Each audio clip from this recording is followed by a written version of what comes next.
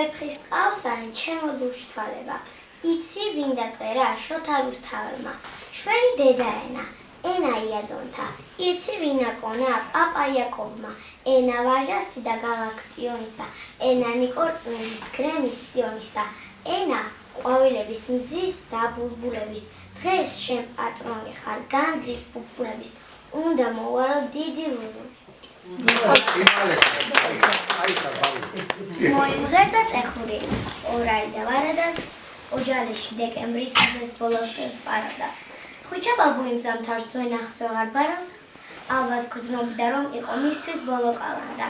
თუთა-ბაბა მაგრობდა, წრიმს თავშალში მალავდა, გათმოიღოს კივრიდან საქორწინო კაბა და უთხრა ბაბუს ბიჭო თოლიგე შენ მსგავსი სად არის? ბიჭო ისე მეყვარდი მზე ჭაბუკი სად არის? ბედნიერი ვიყავი მრევლში შენი მხილველი, შენგან ნამბორევ ხაც მე ვკოცნიდი პირველი. მოიმღერდა ტეხური ორაი და ვარადას, ბებიას და ბაბუას სიყვარულის ბალადას.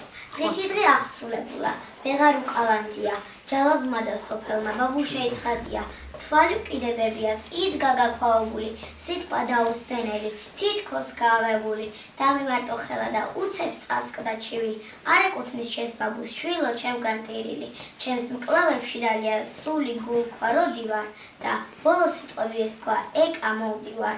მოიმღერდა ტეხური ორაი და ვარადას, ბებიას და ბაბუას სიყვარულის ხოჭა.